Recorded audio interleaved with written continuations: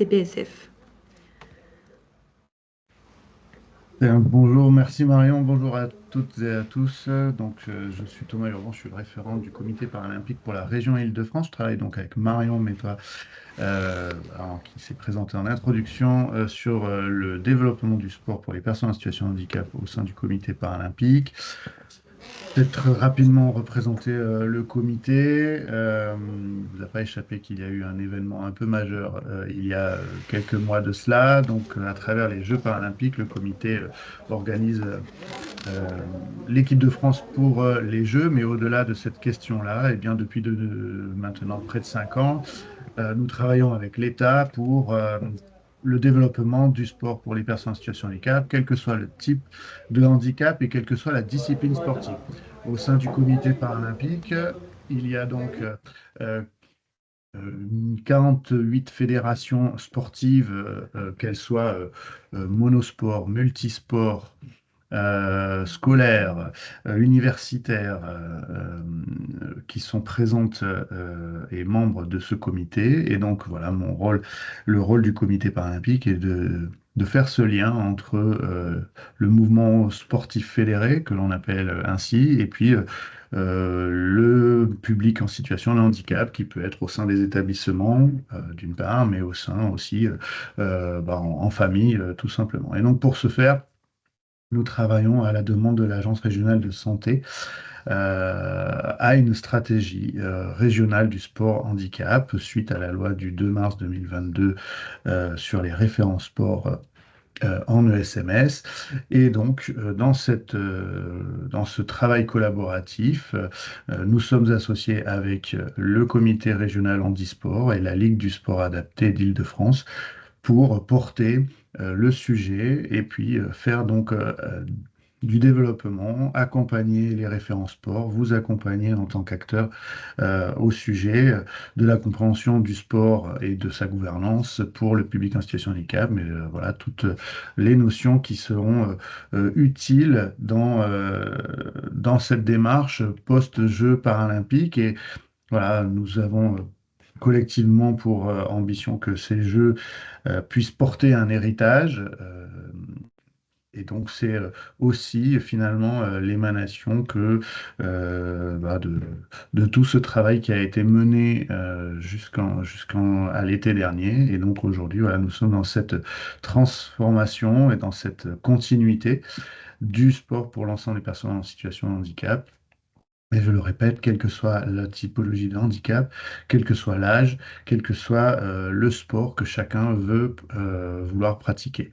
Donc voilà, on est à votre disposition. Marion va continuer ce déroulé d'ordre du jour et voilà, j'espère vous rencontrer et puis pouvoir avancer avec vous sur toutes ces thématiques. Merci Thomas pour ces petits propos introductifs. Ce qu'on vous propose aujourd'hui comme ordre du jour, c'est que évidemment on va vous parler de cette stratégie régionale sur le sport handicap et plus spécifiquement sur le sport en ESMS, où évidemment on va vous faire un petit focus et un rappel sur ce référent à activité physique et sportive, donc comment c'est cadré en termes de réglementation, quelles sont ses missions, etc.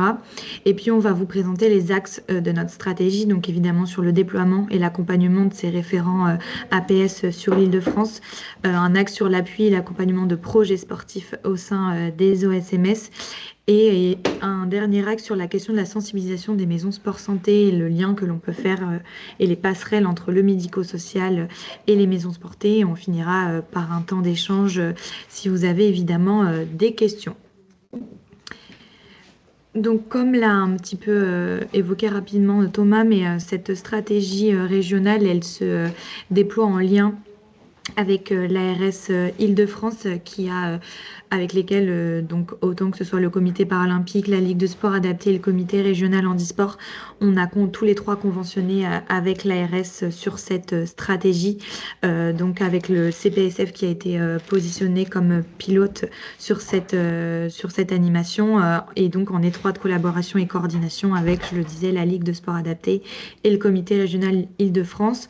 On vous a remis les 4 axes axes de notre stratégie, mais on va en revenir un peu plus en détail par la suite.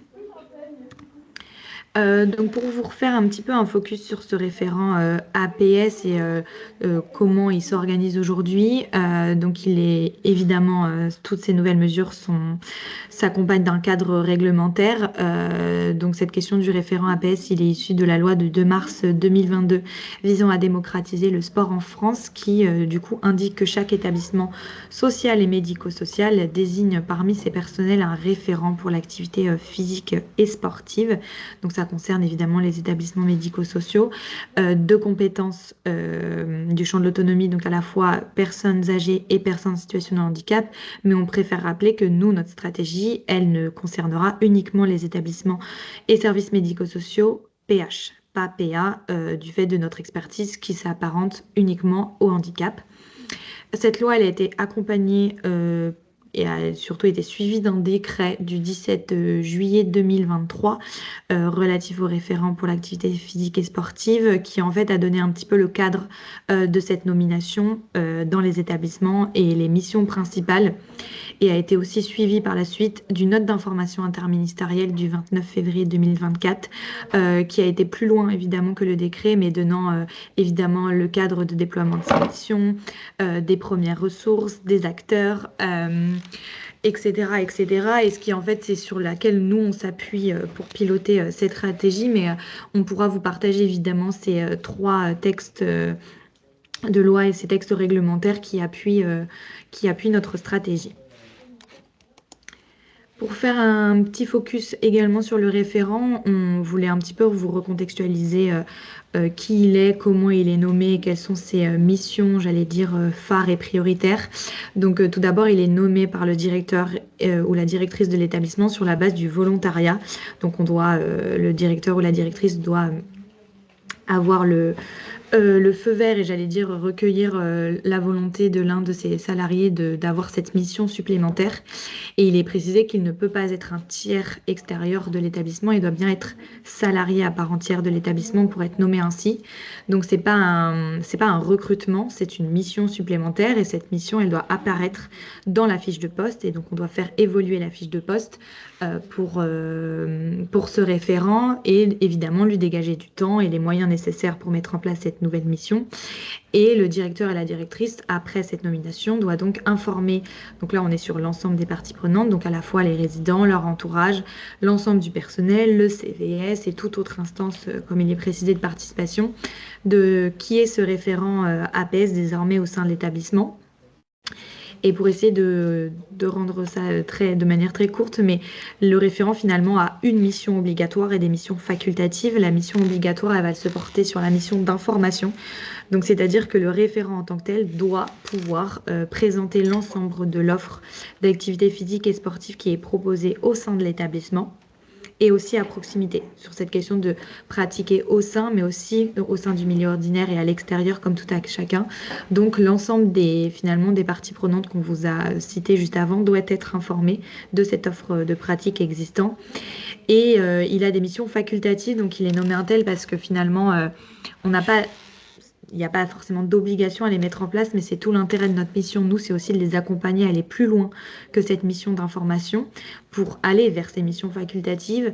Alors, on vous en a cité 2-3, mais finalement, ça va être tous les projets, toutes les actions, les événements, les formations, tout ce qui va avoir du sens dans le développement d'un projet sportif d'établissement et d'accompagnement à la pratique sportive de chacun et chacune des personnes qui seront accompagnées dans l'établissement.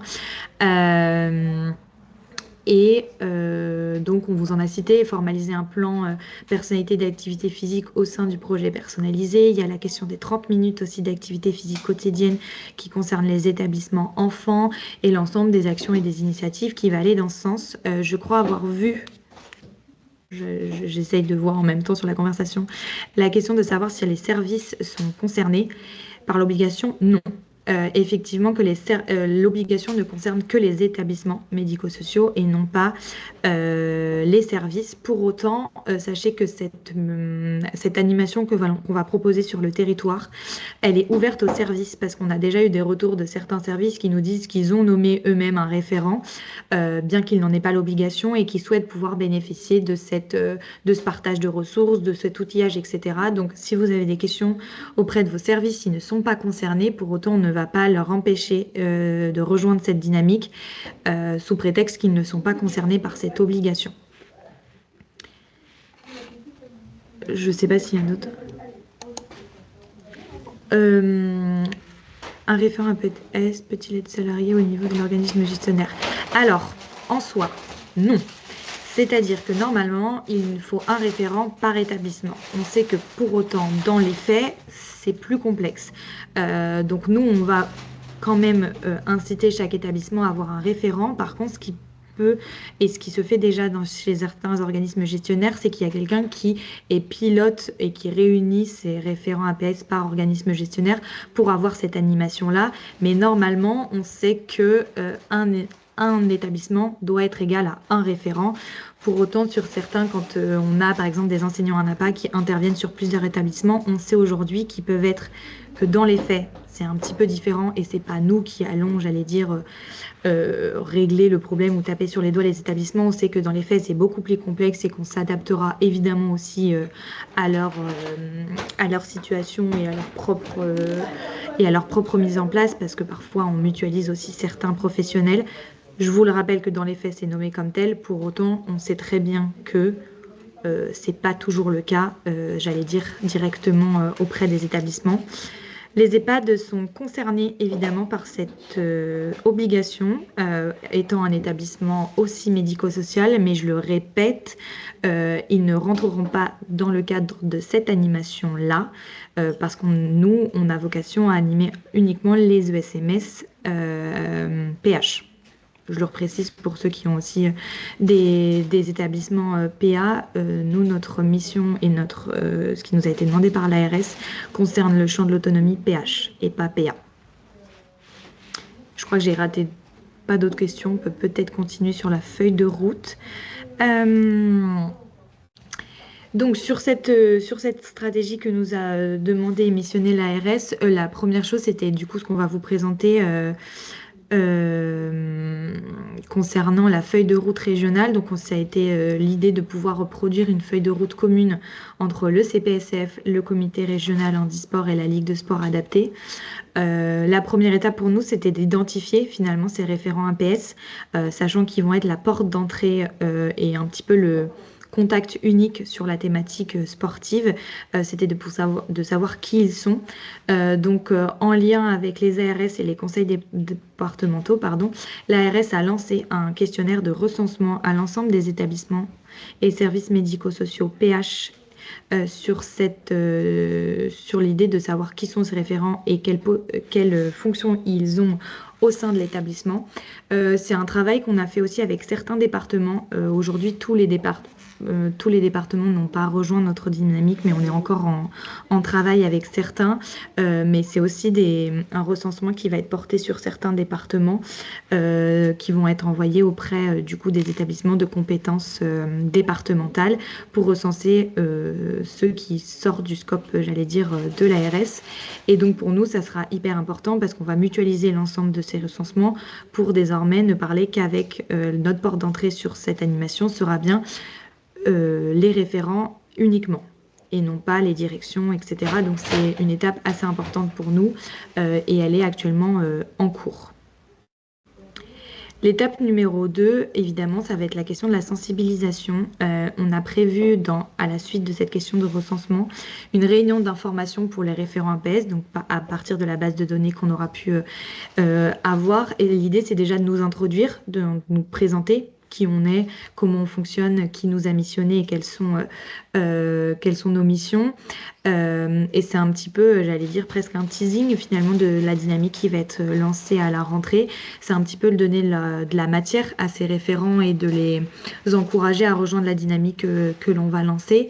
Et l'idée de suivre de cette réunion, c'est de pouvoir leur envoyer un questionnaire pour identifier leurs besoins, les freins et les leviers à la mise en place de projets sportifs qui en fait nous permettra finalement de co-construire notre animation et notre accompagnement pour qu'elle puisse être basée sur des besoins qui sont en cohérence avec le terrain. Évidemment que nous, on a déjà commencé à proposer et à construire certaines choses, mais on veut vraiment répondre à des besoins qui émanent directement du terrain. Et ce sera pour nous l'occasion de pouvoir les faire émerger à travers ce questionnaire. Et l'idée, c'est de pouvoir, dès la rentrée donc de septembre, organiser 8 demi-journées en présentiel. Donc bien que cette stratégie, elle se veuille régionale, comme on vous le disait tout à l'heure, pour nous, il nous a semblé beaucoup plus cohérent d'avoir une animation qui se veut, elle, départementale, du fait d'avoir aussi des spécificités et des acteurs sur le terrain qui ne se mobilisent pas de la même façon, de ne pas avoir les mêmes ressources et de surtout travailler sur cette question de la proximité et des acteurs ressources de proximité. Donc on va organiser 8 demi-journées en présentiel, comme je vous le disais, sur lesquelles les référents pourront s'inscrire et y participer. Et l'idée, c'est de produire du coup un module de sensibilisation. On vous le décrit juste en bas, mais on anticipe déjà une hétérogénéité des profils de ces référents, parce que l'on sait qu'au sein des établissements médico-sociaux, on peut avoir des enseignants APA qui interviennent et qui sont salariés des établissements et qui, de manière plutôt, j'allais dire, évidente, vont récupérer cette casquette parce que c'est déjà ce qui le porte au sein de l'établissement. Pour autant, on aura aussi tous les autres qui n'ont pas d'enseignants APA ou d'intervenants en APA. Finalement, ça peut être autant la psychomotricienne que le chef de service, que le directeur, que la secrétaire. Finalement, en fait, toute personne salariée de l'établissement peut avoir cette nouvelle mission. Et l'idée, c'est qu'il va falloir qu'on puisse leur donner une base d'acculturation, déjà sur tout ce qu'est le mouvement sportif, le monde du sport et qui sont ces acteurs et comment ils interviennent sur le territoire, et de leur permettre de les accompagner sur cette nouvelle mission tout en capitalisant sur les dynamiques qui sont portées par d'autres établissements qui ont des enseignants en APA et qui sont déjà très proactifs sur le sujet. Donc ce module, on l'a un petit peu construit aujourd'hui, mais donc c'est à la fois de leur présenter un panorama évidemment du parasport, qui en sont les acteurs et comment ils s'organisent. C'est de leur rappeler évidemment le contexte réglementaire, donc c'est-à-dire quels sont les textes de loi qui cadrent ces nouvelles missions, et de leur présenter finalement leur rôle en tant que c'est quoi être un référent APS aujourd'hui, quelles sont leurs missions, quelles sont leurs obligations, quels sont et finalement ce qui amène quels sont les premiers outils et les premières ressources sur lesquelles ils peuvent déjà s'appuyer pour mettre en place des projets, parce qu'ils existent, et de leur présenter des acteurs ressources du territoire qui sont déjà implantés dans chacun des départements et qui ont déjà un rôle d'intervention et d'accompagnement auprès de ce public qui peut être encore mal identifié. Et en fait, l'idée pour nous dans cette stratégie, c'est d'être beaucoup dans l'appui et d'être un peu le facilitateur d'une passerelle et de rencontre entre le médico-social et le mouvement sportif. Et c'est un petit peu de leur présenter la suite aussi, finalement. C'est que ces temps de rencontres vont nous permettre d'annoncer un accompagnement qui se veut plus pérenne, avec évidemment l'analyse du questionnaire, et de leur proposer des temps de webinaire sur des sujets spécifiques. Et l'analyse de ce questionnaire nous permettra aussi de faire émerger, alors, peut-être que je parle un petit peu en avance, oui, mais de faire émerger des axes de travail. Donc on va proposer des groupes de travail sur des thématiques bien spécifiques, et l'idée c'est aussi de pouvoir finalement construire des ressources pour aller plus loin. Honnêtement, de quoi ont-ils besoin aujourd'hui? Qu'est-ce qu'on n'a pas encore peut-être inventé qui serait utile de proposer à ces référents APS pour mettre en place des projets sportifs? Donc c'est un petit peu tout ce qu'on va co-construire avec eux, c'est ce qu'on vous présente. Cette feuille de route, elle a des grands axes, mais finalement, elle est pas figée dans le marbre, elle est modulable et elle s'adaptera aussi en fonction de leur retour, peut-être des critiques qu'on aura sur ce qu'on leur aura présenté, peut-être des ajustements sur des besoins qu'on n'aurait pas identifiés non plus. Donc c'est tout l'intérêt d'avoir déjà quelque chose, j'allais dire, de plutôt construit, mais qui reste modifiable et ajustable en fonction des échanges qu'on aura eus, de l'analyse de ce questionnaire et qui continuera de se construire dans le temps en fonction de ces échanges.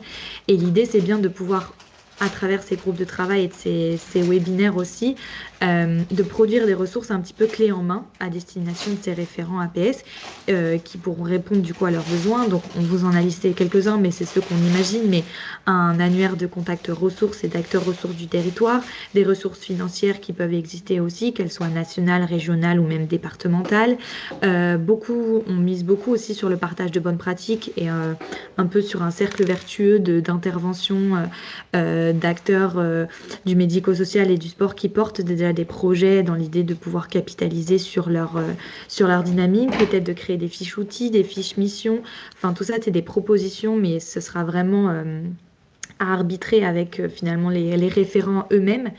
Et finalement, vu qu'on ne va pas pouvoir avoir un groupe de travail par besoin identifié, c'est de se dire que proposer en parallèle des webinaires sur des thématiques plus spécifiques. Donc, on proposera un calendrier de webinaires sur l'année scolaire 2025-2026 qui sera présenté à ces référents. Donc, ils pourront se connecter en fonction des, j'allais dire, les sujets qui les intéressent plus ou moins.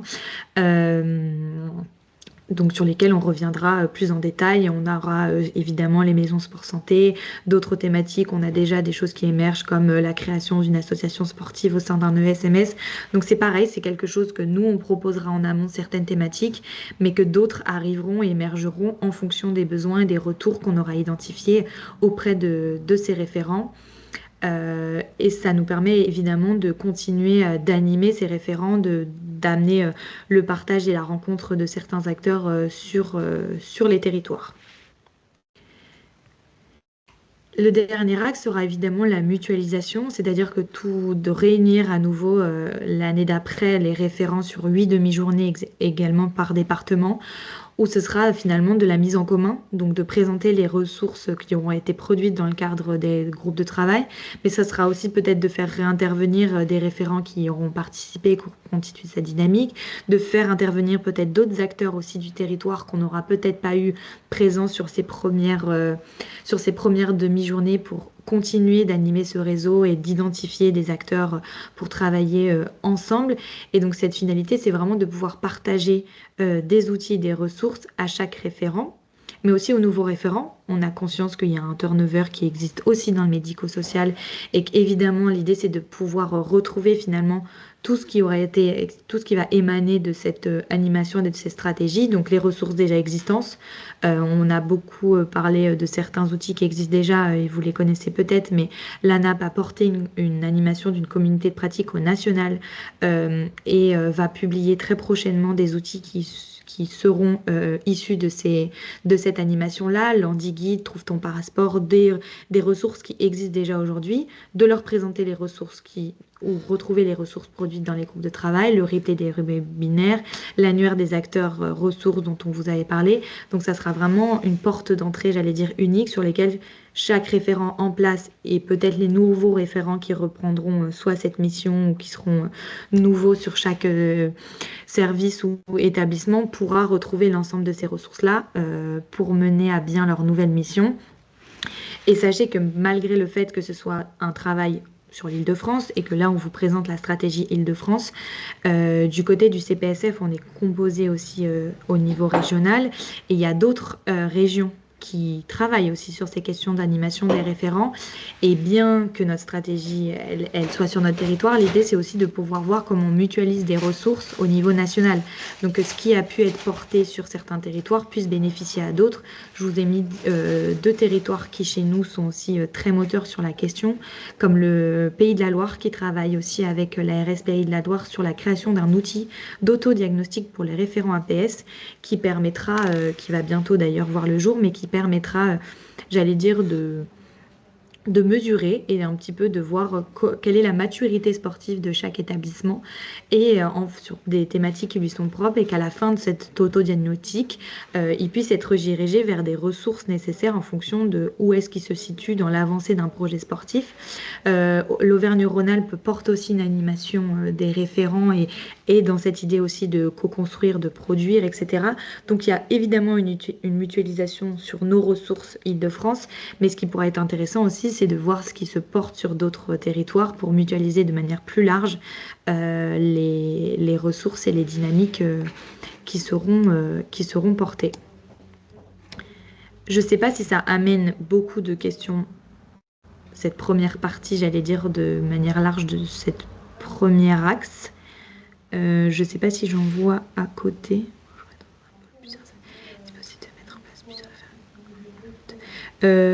Sur la question ou sur d'un pôle avec plusieurs services, on le sait, c'est ce que je vous disais tout à l'heure, on sait que évidemment normalement dans les faits c'est un référent par établissement. Pour autant, il y a des référents qui se mutualisent quand ils sont issus d'un même organisme gestionnaire, qui sont IME et en fait qui vont travailler avec un CESAD et le CESAD va pouvoir bénéficier aussi des services de ce référent. On sait que dans les faits c'est différent et je pense et c'est ce qui émanait de mes souvenirs aussi des discussions qu'il y avait avec la direction des sports et la direction de la cohésion sociale, c'est qu'il faut avoir aussi un petit peu de souplesse vis-à-vis de cette nouvelle nomination et de ce décret, et que dans les faits, l'idée c'est que chaque établissement puisse s'insérer dans une dynamique, qu'elle soit portée par une personne ressource qui finalement n'est pas seule. C'est un petit peu, j'allais dire, comme un chef d'équipe sur la dynamique sportive, mais c'est un travail qui se veut avec l'ensemble de l'équipe pluridisciplinaire de l'établissement, porté par la direction, et que c'est cohérent et qu'elle implique finalement l'ensemble de ses collègues sur la question, mais qu'on ait une personne, j'allais dire, porte d'entrée et ressources qui porte la dynamique, mais finalement cette mission, elle se porte pas seule. Je ne sais pas si j'ai répondu à toutes les questions. C'est sur un EHPAD. Oui, on l'a rappelé et j'en suis désolée si l'invitation vous a été transmise, mais c'est vrai que nous, notre stratégie ne concerne que les établissements pour personnes en situation de handicap. Après, il y a sûrement des dynamiques qui se portent du côté des personnes âgées et dans ces cas-là, je vous conseille de prendre attache avec aussi l'Agence régionale de santé qui a aussi une politique sur la question des personnes âgées qui sont concernées par cette mesure. Mais nous, on aura vraiment un focus sur les établissements de personnes en situation de handicap.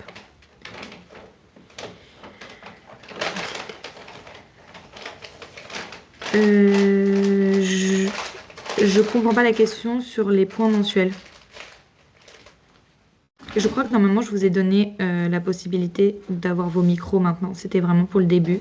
Donc, si vous souhaitez parler juste quelques petites questions, on peut les prendre et ensuite, on va enchaîner sur l'axe 2 d'appui d'accompagnement au projet au sein de ces établissements.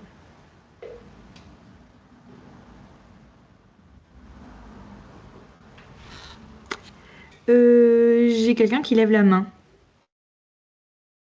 mais je ne vois pas cette personne, donc je vous en prie.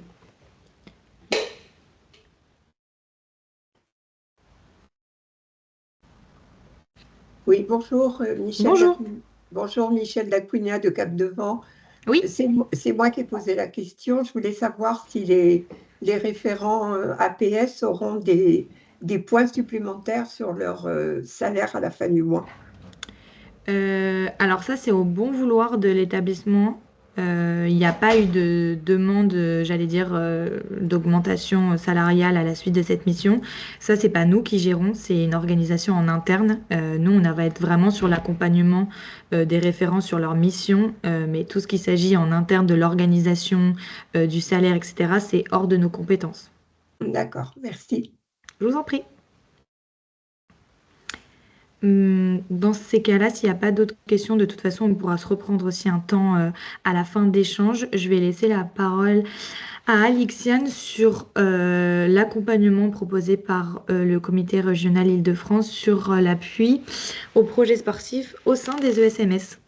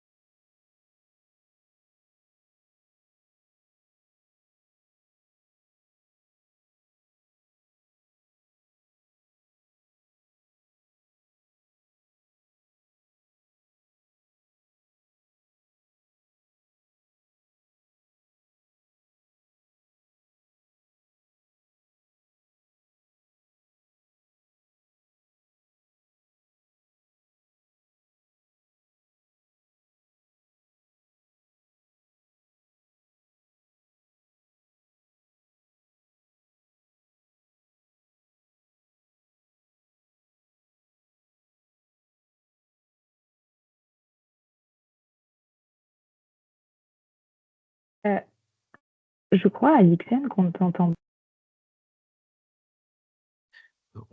On n'entend pas, non. On l'entend pas? Je me suis demandé si c'était moi, mais on l'entend pas du tout. Non, non, on n'entend pas. Bon, déjà, ça me rassure. Mais du coup, Alixen, on t'entend pas du tout, en fait, du coup. Oui. Ah, On m'entend? c'est bon. Je sais pas Ok. si c'est que moi, mais je pense qu'on t'entend. Ah, c'est bon. Parce que je parlais dans le vide depuis tout à l'heure. Oui, c'est bon, on Non, entend. c'est bon. Oui, c'est On bon, on t'entend l'entend. très bien. Ok, super. Bon, bah, du coup, je reprends. Je suis Alexiane Peterbot, Désolée. agent de développement. Non, non, pas de souci. Je suis agent de développement au comité régional Île-de-France Handisport. Et je suis référente du sport santé et plus particulièrement du lien avec les établissements médico-sociaux, d'où ma présence aujourd'hui. Donc, pour faire un petit rappel, le comité handisport, c'est pour les personnes qui sont atteintes d'un handicap physique et sensoriel. Donc, c'est-à-dire des personnes qui sont amputées, qui présentent un IMC, donc qui sont infirmes moteurs cérébraux, qui ont possiblement des lésions à la moelle épinière, et aussi des personnes qui peuvent subir ou être atteintes de troubles locomoteurs et de troubles associés. C'est pour des personnes aussi qui sont malvoyantes, non-voyantes ou sourdes ou malentendantes, donc au niveau du sensoriel. Pour rappel aussi, le comité handisport, il a pour objectif de développer la pratique sportive pour ces personnes-là, c'est-à-dire soit par le biais d'événements sportifs, donc du one-shot, c'est-à-dire que sur une journée, on va faire participer des personnes en situation de handicap avec des personnes valides, donc on fait une pratique inclusive ou faire du sport partagé. On va aussi avoir la possibilité de faire des championnats. On en a des régionaux, des départementaux et des nationaux. Donc, on peut avoir des championnats de basket fauteuil, des scrim fauteuil, de la boccia, de la serbacane, etc. Et aussi par le biais de sensibilisation au sein soit d'établissements médico-sociaux, soit des écoles ou soit d'autres entreprises pour sensibiliser au handisport et donc au handicap. Marion, si tu peux changer. Merci. Donc nous, notre accompagnement pour les établissements médico-sociaux, il va se faire en deux étapes.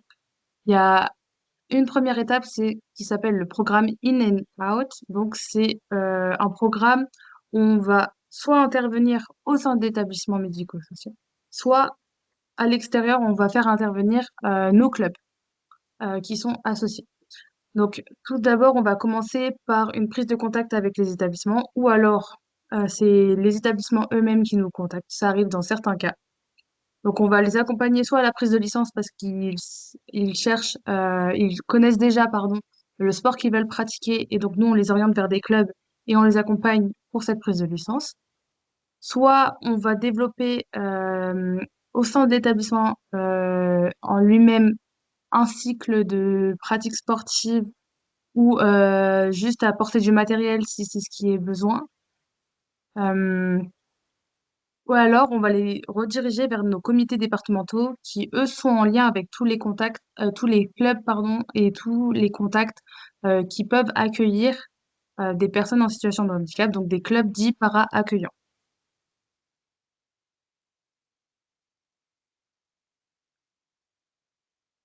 Ok, merci Marie. Donc, à l'intérieur de l'établissement, on va proposer des journées découvertes d'activités handisport. Donc, sur une demi-journée, on va leur proposer 4-5 ateliers handisport qui seront choisis par l'établissement en fonction du public et en fonction de la demande.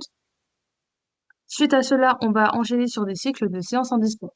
Donc, soit nous mettons à disposition un enseignant en APA, donc une personne qui intervient au sein de l'établissement pour faire les cycles, soit on fait appel à nos clubs sportifs. Donc on a des clubs dans les environs de l'établissement qui sont prêts à accueillir ou venir dans l'établissement pour leur proposer des séances, par exemple des cycles de 10 séances ou de 12 séances ou plus en fonction de la demande de l'établissement. Donc ensuite, on va les orienter vers des clubs para-accueillants à la fin de ces cycles de séances si c'est fait par un intervenant extérieur.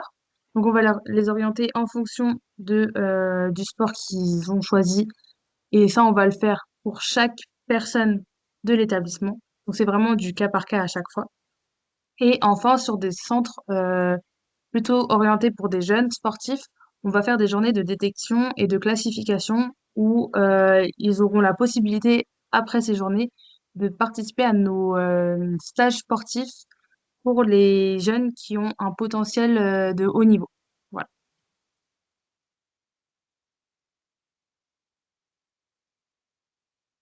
Donc, si on part sur la partie out, on va accompagner les établissements dans les clubs sportifs. Donc, c'est les établissements eux-mêmes qui sortent de leur établissement pour intervenir dans les clubs. On sait qu'il y a des clubs qui sont prêts à accueillir sur des créneaux ou ouvrir des créneaux pour les établissements qui n'ont pas de gymnase et qui, du coup, préfèrent venir dans les établissements. Voilà, donc pour des établissements qui n'ont aucun espace pratique, on les emmène directement dans les clubs. Ou alors, on a d'autres établissements qui sont aussi prêts à accueillir euh, plusieurs groupes et plusieurs établissements.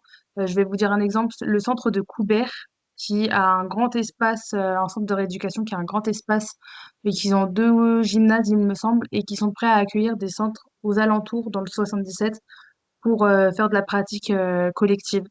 Donc, au niveau des espaces, on trouve des arrangements entre établissements.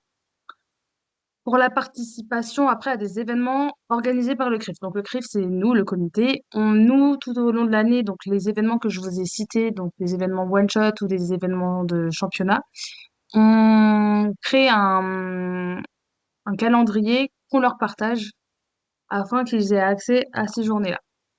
Et enfin, on va faire des journées de découverte en sport extérieur, c'est-à-dire qu'on va bloquer une base de loisirs.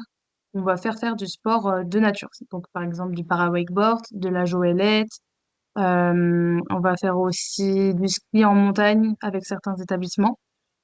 Donc ça arrive aussi. Et enfin, on va faire un accompagnement des démarches administratives. Donc on va les accompagner si c'est des demandes de subvention, des appels à projets. Et aussi au sein de nous, du comité, on peut mettre à disposition une demande de subvention. C'est-à-dire qu'on peut leur proposer aussi un, un financement pour ces projets-là s'ils en ont besoin. Voilà.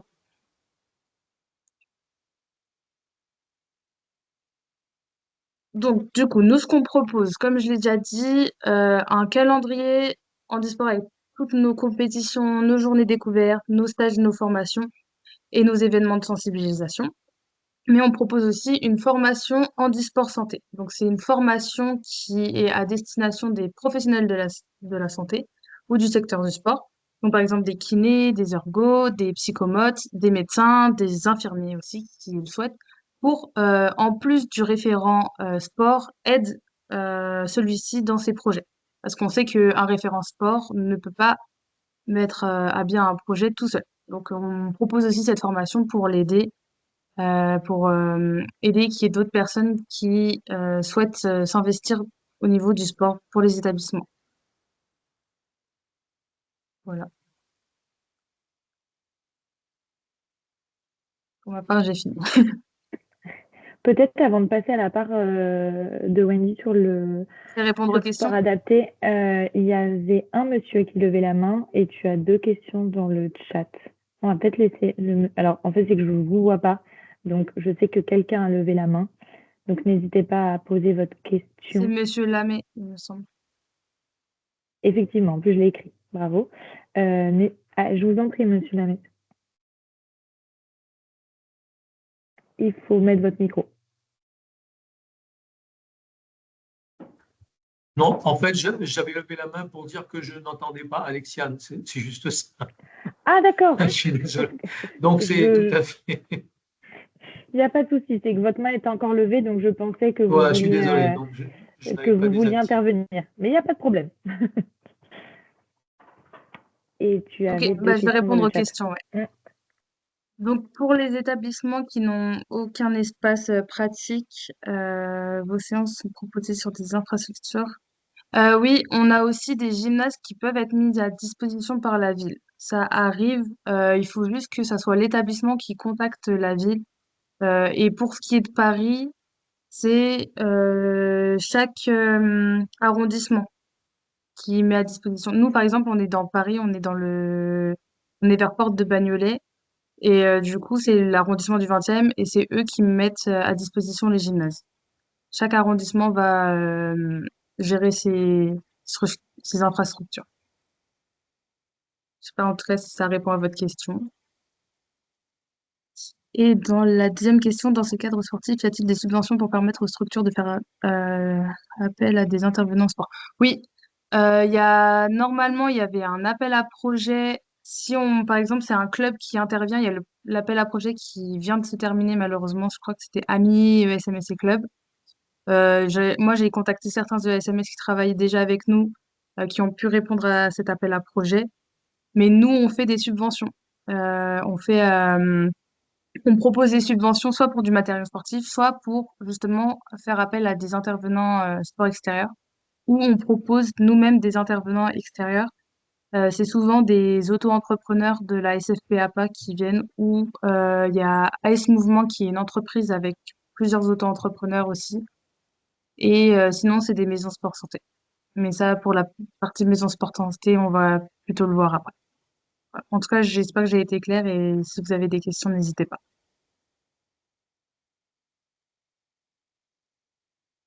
Dans tous les cas, même si les questions ne viennent pas tout de suite, on garde un petit temps d'échange, comme on l'a dit à la fin, s'il y a d'autres choses qui émergent. Donc là, on a vu l'accompagnement plutôt du côté handisport et je vais laisser la parole à Wendy pour vous présenter l'accompagnement proposé plutôt du côté de sport adapté. Merci. Alors, bonjour, je me présente, je suis Madame Boulanger, je suis chargée de mission ESMS auprès de la Ligue Sport Adapté d'Île-de-France. Donc, vous avez vu, handisport est plutôt pour l'accompagnement des personnes avec un handicap moteur ou sensoriel. Nous, on va être sur la partie handicap mental, c'est-à-dire des personnes qui ont une déficience intellectuelle, qu'elle soit légère ou profonde, des personnes qui soient atteintes de troubles psychiques ou de troubles du comportement. Vous avez également toutes les personnes qui sont en situation de polyhandicap et les personnes qui présentent un trouble du spectre autistique.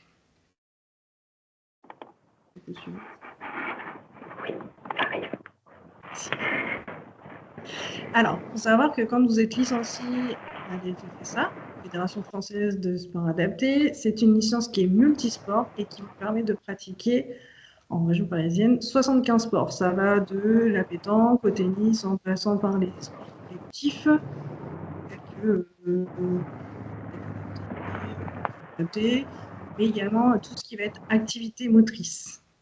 Pour ce faire, pour accompagner tout le monde, que ce soit donc de la déficience profonde avec des activités motrices jusqu'aux sportifs de haut niveau, vous allez pouvoir retrouver un calendrier loisirs avec des journées de découverte, c'est-à-dire des journées qui sont organisées un peu partout dans tous les départements sur une thématique précise, une activité motrice, une journée autour du tennis de table, une journée par exemple, et ça tout au long de l'année.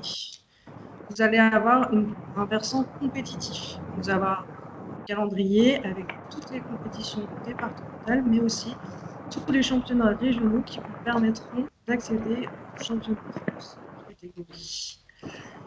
On a ce qu'on appelle c'est le pôle d'excellence régional et de formation, qui est un pôle qui détecte les sportifs à potentiel et qui les accompagne dans leur formation pour les amener, si possible, au haut niveau.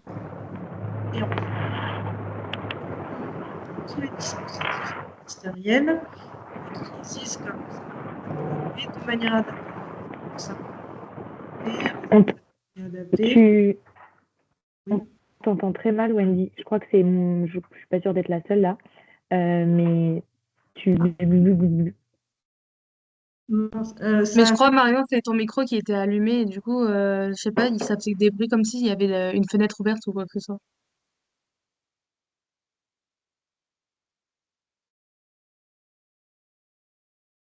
D'accord. Normalement, c'est bon là. Okay.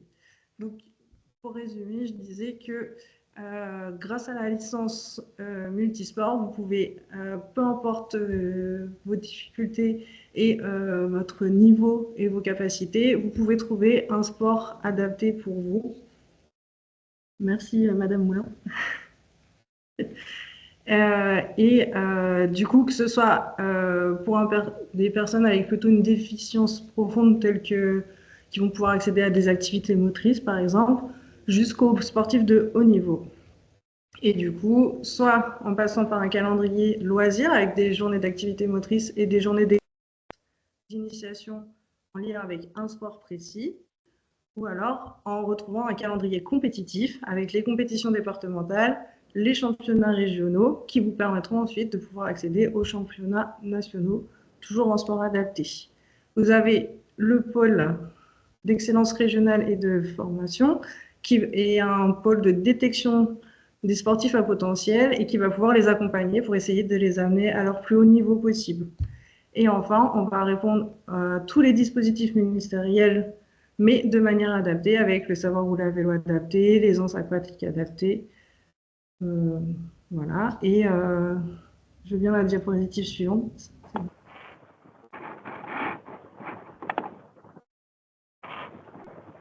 Merci. Pour ça, on peut faire aussi des prestations, c'est-à-dire qu'on va intervenir là, pour le coup, soit dans votre établissement, soit en lien avec, par exemple, une mairie, une convention qui est portée sur des infrastructures qui sont proches de votre établissement, avec des professionnels qualifiés. Mais on peut également accompagner vos professionnels. Il faut savoir que la Ligue est un organisme de formation certifié Calliope. Et du coup, vous allez retrouver des formations telles que la formation pour les référents en activité physique et sportive en établissement social et médico-social, la formation intervenant savoir rouler à vélo adapté, la formation encadrant aisance aquatique.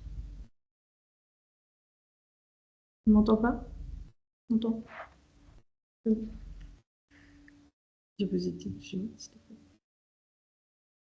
Du coup, pour rester dans le thème qui est le nôtre aujourd'hui, surtout au niveau du référent en activité physique et sportive, vous allez avoir une partie de sensibilisation qui va avoir lieu sur les 8 demi-journées un peu dans chaque département. Et on a une formation qui a été mise en place au sein de la Ligue pour accompagner ces référents dans leur rôle de manière un peu plus poussée, avec une formation qui est sous 3 jours, avec une mise en situation dans leur univers professionnel, c'est-à-dire dans leur établissement où ils sont salariés, pour la mise en place d'un projet, faire une évaluation de la condition physique, des besoins en activité physique, et que ce soit pour la structure ou pour les personnes qui sont accueillies et initier donc des projets sport-santé. Il faut savoir que si vous avez, en tant qu'organisme gestionnaire, si vous avez plusieurs personnes à former dans un groupement d'établissements, actuellement la formation se fait sur Paris, mais du coup après on peut se déplacer pour pouvoir former sur place s'il y a assez de personnes. C'est bon pour moi. Est-ce que vous avez des questions?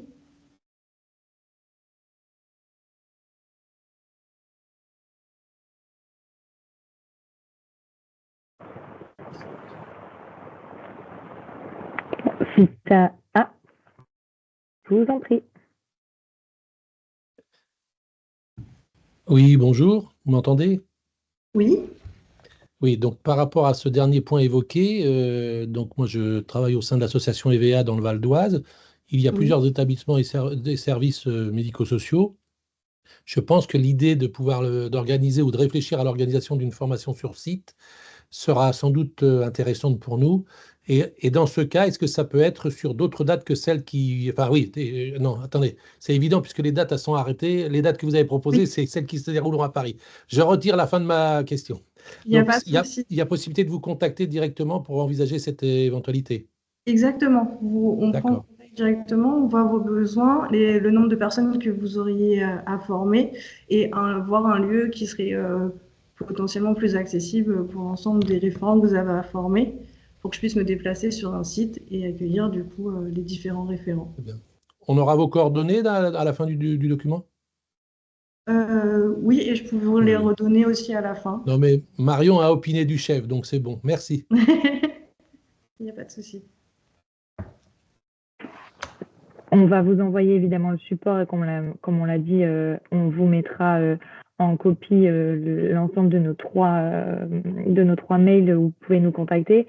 Et comme le disait Wendy, c'est qu'on commence, enfin, sur cette idée de formation et de sensibilisation, c'est qu'il y a des acteurs, et on vous les présente finalement déjà aujourd'hui avec le sport adapté et handisport, qui permettent d'aller plus loin que ce que nous, on va proposer. Et cette idée d'animation aussi, c'est beaucoup de mise en réseau et d'outillage, de partage de ressources qui sont ces acteurs qui leur permettront d'aller plus loin, de les accompagner dans des projets, de les accompagner à se former, parce que nous, on n'a pas vocation à former, mais vraiment à animer et de sensibiliser ce réseau, à se mettre en lien avec des acteurs qui pourront leur permettre d'aller plus loin et de co-construire avec eux, comme on vous l'a présenté, des outils. Mais c'est tout l'intérêt aujourd'hui aussi de vous présenter, j'allais dire, les deux acteurs phares aujourd'hui sur la question du sport et handicap, qui sont des fédérations spécifiques, mais c'est aussi de les mettre en lien avec d'autres fédérations qui ont aussi parfois des clubs qui peuvent accueillir. C'est vraiment d'identifier ces réseaux et qui sont les acteurs aujourd'hui sur lesquels ils peuvent s'appuyer pour aller plus loin. Nous, on est vraiment, comme on vous l'a dit, dans cette stratégie-là, qui est évidemment construite avec déjà des acteurs ressources, comme vous avez pu le voir. C'est vraiment d'être ce facilitateur qui va mettre en réseau et qui va faire la passerelle entre ces deux mondes pour que des projets puissent émerger et qui puissent ensuite être, on l'espère, plus autonomes et proactifs dans cette démarche, d'aller vers ces acteurs, d'aller toquer à la porte de ces ressources pour monter des projets. Nous, on construit cette sensibilisation de cette façon-là. Et bien du coup, je vais continuer. Sur cette idée aussi d'appuyer l'accompagnement, et Alexia l'avait déjà un petit peu présenté, alors je vous le présente un peu tard, mais c'est pour vous montrer aussi la manière dont on continue avec des dispositifs qui existent déjà depuis plusieurs années d'accompagner les établissements et les services médico-sociaux à mettre en place des projets sportifs. Le CPSF cofinance avec l'ARS Île-de-France, donc là c'est sur ma région, hein, mais c'est un dispositif qui est national, mais sur la région Île-de-France c'est un peu spécifique parce qu'il est porté et cofinancé avec l'ARS Île-de-France, un dispositif qui s'appelle ESMFC Club, donc qui pour cette année est clôturé. C'est un peu tard, mais il est clôturé. Mais l'idée, c'est de pouvoir en fait mettre en relation des établissements et des services médico-sociaux, PH, je le rappelle, de compétences ARS ou conjointes avec un conseil départemental, mais de compétences ARS. Je le précise aussi parce qu'on a aussi des établissements de compétences exclusives départementales, sachant que c'est un cofinancement ARS, ils ne seront pas éligibles au programme. Donc, de les mettre en relation avec des clubs sportifs fédérés dans l'idée de monter un projet sportif d'un minimum de 15 séances et de 8 personnes accompagnées pour mettre en place un projet sportif, découvrir une nouvelle pratique sportive. Et donc, c'est un financement qui se fait à deux voies. Cette année, ça fonctionne plutôt bien sur l'Île-de-France. On a beaucoup de projets qui ont émergé. Et donc, aujourd'hui, je ne peux pas vous parler d'un AMI 2026 parce que c'est des attentes qui sont en attente c'est des financements qui sont en attente du côté ARS. Donc, tant que je n'ai pas une validation du côté de l'ARS d'un financement 2026, je ne peux évidemment pas vous parler d'un AMI 2026. Pour autant, si c'est le cas, évidemment que vous en serez informés et qu'on repartagera auprès de l'ensemble des établissements la possibilité de recandidater pour un AMI futur, je l'espère. Mais finalement, c'est des programmes, j'allais dire un peu au sens large, mais il y a différents programmes qui sont portés par le comité paralympique. Nous, on parle beaucoup du médico-social, mais l'idée d'activer le médico-social, c'est aussi d'activer le mouvement sportif sur ces questions d'ouverture et d'accompagnement du public en situation de handicap. Et il y a un programme aussi en lien toujours avec Sport Adapté et Handisport, hein, qui sont toujours, j'allais dire, nos partenaires privilégiés sur nos dispositifs. C'est de former des clubs qu'on appelle du milieu ordinaire à s'ouvrir à du public en situation de handicap pour que l'offre de pratique, elle augmente à hauteur que on mette en mouvement aussi le public à rejoindre une dynamique sportive et à de pouvoir aller pratiquer. Donc, sachez que c'est un travail qui se fait, j'allais dire, des deux côtés. C'est aussi d'aller accompagner des clubs à se sensibiliser au handicap, à s'ouvrir au handicap et du coup de pouvoir accompagner et proposer une pratique sportive à ce public. En parallèle de ça, pour pouvoir accompagner cet accompagnement et de proposer quelque chose, on vous l'a répété, mais de le plus pertinent possible en fonction des besoins et des prérogatives de ces établissements, le national nous demande de produire des données sur le sport en ESMS parce que finalement, c'est encore un domaine sur lequel les données se font rares. On a on est très peu informé des dynamiques qui sont portées. Et donc, dans ce champ-là, l'ARS Île-de-France avait déjà lancé en 2023 un questionnaire sur l'état des lieux de la pratique sportive en EFMS. Et l'idée, c'est de pouvoir continuer à produire de la donnée de manière, on l'espère, annuelle pour pouvoir aussi avoir une évolution et d'avoir un suivi de cette dynamique que l'on lance, parce qu'on a plus d'établissements qui ont des partenariats, qui ont un référent, qui ont investi dans du matériel sportif, etc. Donc, c'est de pouvoir aussi suivre notre dynamique à travers un questionnaire annuel. On vous a mis les différents points, j'allais dire les axes qui seront présents dans ce questionnaire. Donc, c'est à la fois de produire de la donnée sur les référents, sur l'activité physique et sportive pratiquée au sein et en dehors, évidemment, de l'établissement, sur leur partenariat sportif, sur leur accès au matériel. On parlait beaucoup tout à l'heure du matériel et des infrastructures sportives parce que c'est de l'avoir accès à l'extérieur, mais certains en ont. Certains établissements disposent de matériel et d'infrastructures et c'est de savoir si on peut avoir cette question de mutualisation des ressources et de pratiques partagées et de liens évidemment avec leurs acteurs de proximité dans ce qu'on souhaite mettre en place. C'est est-ce qu'il y a plus de liens avec les clubs, avec d'autres établissements, d'autres associations, les maisons sport santé, mais aussi les établissements scolaires. Enfin, c'est comment sur un même territoire, un maillage se fait sur la question de la pratique sportive. Donc, c'est quelque chose qu'on va aussi analyser à travers notre stratégie. Donc, le prochain questionnaire sera envoyé fin d'année en novembre avec l'idée de pouvoir en 2026 produire un rapport qui sera en comparaison avec l'année 2023. Donc, des premières données qui ont été récoltées. Et je vais vous parler du dernier axe dont on a vaguement parlé tout à l'heure sur la question des maisons sport santé. Alors, elles ont été aussi nommées dans notre stratégie. On nous a demandé de pouvoir les accompagner et de les sensibiliser à cette question de l'accueil de public en situation de handicap. Pour vous informer que la loi de 2022, elle n'a pas seulement nommé le fait de devoir mettre en place des référents APS au sein des EFMS, elle a aussi fixé un cahier des charges des maisons sport santé. Et ce qui nous intéresse dans ce cadre-là, c'est qu'on ne s'arrête plus à la question du sport sur ordonnance et des maladies chroniques. C'est que désormais, les maisons sport santé s'adressent à tout public qui souhaite pratiquer, développer ou reprendre une activité physique et sportive à des fins de santé, de bien-être, quel que soit leur âge, leur état de santé ou de fragilité. Donc, c'est évidemment là où nous, ça nous intéresse, c'est que dans la note d'information que je vous ai nommée tout à l'heure en tout début de réunion, les maisons sport santé sont nommées comme des acteurs ressources sur lesquels les référents APS peuvent s'appuyer.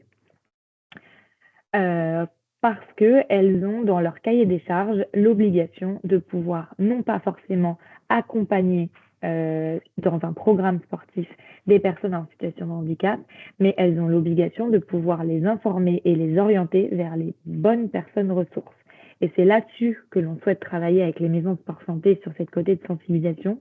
Aujourd'hui, si le chiffre n'a pas changé, ce qui était encore le cas il y a 2 semaines, nous avions 87 maisons sport santé qui étaient habilitées sur le territoire de l'Île-de-France. Donc, c'est une habilitation qui est faite conjointement entre l'ARS et la DRAGES.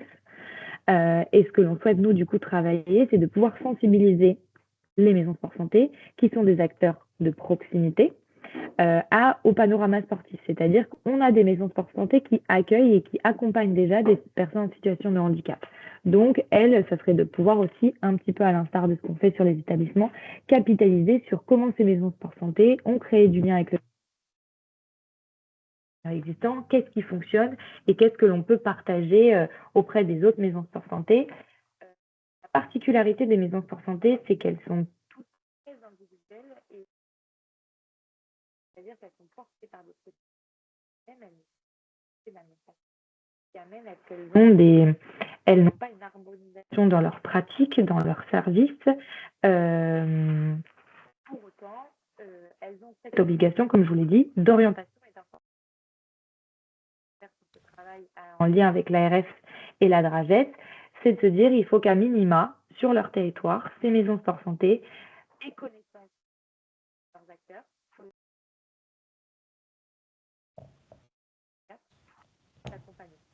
Comme évidemment les comités départementaux sport adaptés, handisport, le CPSF, d'autres acteurs du territoire sur lesquels vous m'entendez bien? Ça coupe, Marion. Comment? Il y a le son qui varie beaucoup. Pas trop, quoi.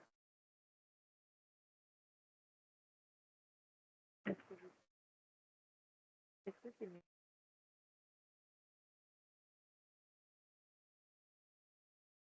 Essayez. Pas trop pour vous. Non, vous entend pas. Vous m'entendez pas du tout? Très peu. Très peu. Ah.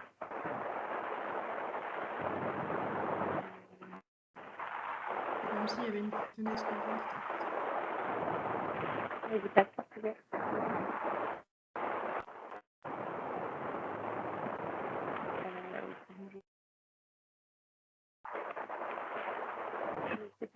Je sais pas comment mieux faire en fait. J'ai pas de. Est-ce que c'est mieux? Est-ce que c'est mieux comme ça? Là, c'est mieux. Là, c'est mieux? Tout à fait. Alors, je sais pas ce que j'ai fait, mais tant mieux. Ça semble aller mieux là, allez-y. Et donc, ces maisons sport santé, on va travailler, comme je vous l'ai dit, avec l'ARS et la DRAGES sur les accompagner à devenir des acteurs ressources de proximité pour les référents APS. Donc, c'est un et. Dans cette continuité avec le mouvement sportif, c'est que les maisons sport santé, elles n'ont pas vocation à accompagner sur le long terme. C'est-à-dire que dans cette remise, j'allais dire, à la pratique sportive, c'est des accompagnements qui sont sur plusieurs mois de manière générale. Et l'idée de faire lien aussi avec les acteurs de proximité, donc les clubs sportifs, les acteurs qui vont pouvoir accompagner plus de manière pérenne la pratique, c'est de faire le lien entre les maisons sport santé et le mouvement sportif qui permettra de ne pas avoir de rupture dans le parcours sportif des personnes en situation de handicap qui seront accompagnées dans les maisons sport santé, ce qui peut être le cas aujourd'hui. Donc typiquement, nous, on va déjà commencer à travailler notamment à travers des journées régionales du sport santé ou des réunions au niveau départemental des maisons sport santé pour intervenir avec elles et travailler sur nos actions, travailler avec elles sur cet accompagnement du médico-social. Et ce sera aussi peut-être l'occasion de les faire intervenir dans le cadre de webinaires, sur des temps de réunion avec les référents, parce qu'il y en a sur les 8 départements. Alors, elles sont pas toutes... Quand on voit la taille du département du 77, c'est sûr qu'on ne peut pas avoir une maison sport santé de proximité partout, mais c'est de voir comment, quand elles existent sur un territoire, elles puissent être mobilisées par les établissements et les services médico-sociaux. Ça, c'était notre dernier axe. Donc, on vous a tout présenté sur notre stratégie. Je ne sais pas si ça amène des questions, des réflexions, des interrogations. Nous sommes évidemment là pour vous répondre.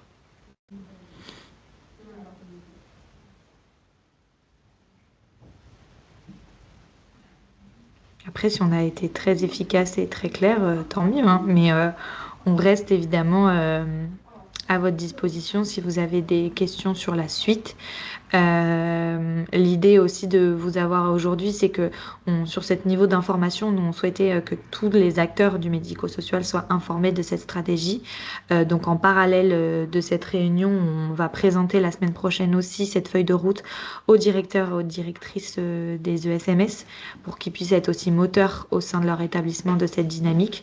Parce que pour nous, ça a plus de sens que tout le monde, j'allais dire, rejoigne notre navire et soit moteur dans ce que l'on va proposer par la suite. Il y a quand même un côté facilitant dans cette démarche.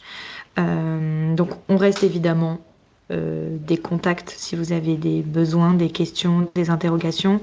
On vous enverra, du coup, ça partira du côté on va partager à l'ARS et aux conseils départementaux les supports, nos contacts et le replay pour qu'ils puissent vous envoyer toutes ces informations et on vous mettra aussi les textes réglementaires. Ça peut toujours être intéressant, on vous les a nommés, donc autant vous les partager également. Mais si vous avez encore quelques questions, je vous laisse le temps. Je ne suis pas obligée de tout couper dès à présent. Vous avez dit, vous faites une présentation à tous les directeurs semaine prochaine, tous les directeurs ESMS Oui. Île-de-France? Oui, Semaine prochaine, ils reçoivent automatiquement une invitation là? Il y a une invitation qui a été envoyée. On a demandé à ce que l'ARS et les conseils départementaux envoient cette invitation aux directions des ESMS. Vous pouvez préciser La date, s'il vous plaît. C'est le mercredi 26 matin. Ouais. Maintenant? Oui. Merci.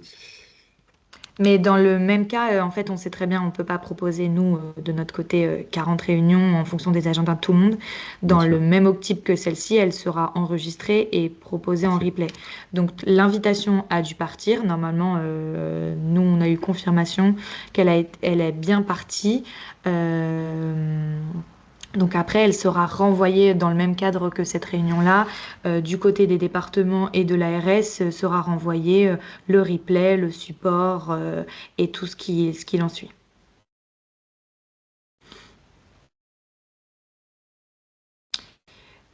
Oui, Oui. À cette réunion d'aujourd'hui, c'est déjà la direction générale qui avait donc informé les directions des établissements sociaux et médico-sociaux, hein. Donc, j'espère que ça ne va pas faire double emploi, parce que là, alors, on sait que ça s'est passé comme ça. Pour autant, on sait qu'il y a des organismes gestionnaires qui sont venus sur leur propre chef, j'allais dire. On a souhaité quand même le mettre en doublon parce que alors, ce sera sur ceux qui ont déjà participé, ce sera beaucoup un doublon, mais c'est aussi l'idée de leur présenter avec une parole qui est un peu différente sur le fait que c'est aussi à eux de nommer ce référent, c'est d'être ça, oui. proactifs dans la démarche, ce qui est moins le discours est légèrement différent qu'on s'adresse à l'organisme gestionnaire qu'au directeur ou aux directrices. C'est pour ça qu'on a souhaité le diviser en deux temps. Alors, pour Oui. ceux qui ont, l'organisme a directement partagé cette réunion, c'est pas grave, on va Non, pas non, non plus. Mais je c'est- préfère le préciser parce que oui. c'est ce qu'on avait présenté du coup au département et à l'ARS, c'est qu'on voulait bien avoir deux discours différents. Un qui est porté plus sur comment auprès de vos établissements en tant qu'organisme gestionnaire, on va lancer une dynamique et leur proposer cette dynamique.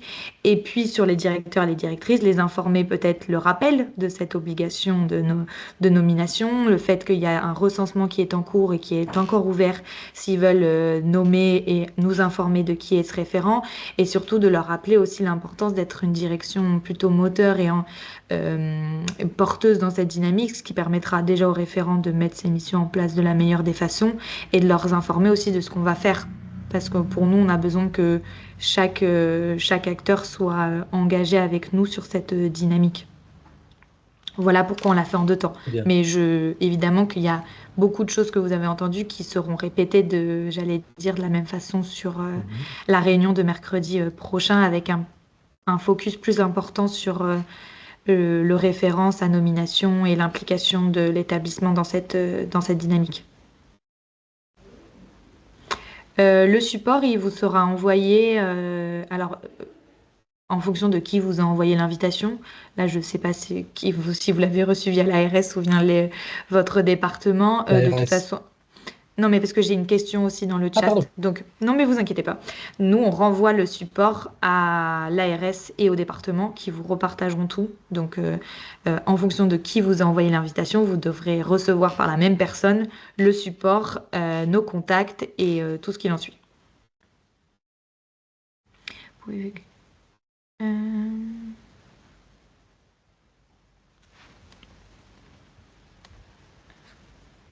Madame Roche.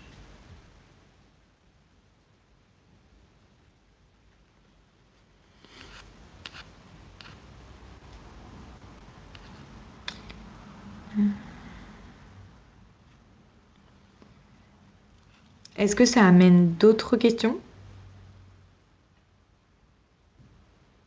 Ou peut-être pas.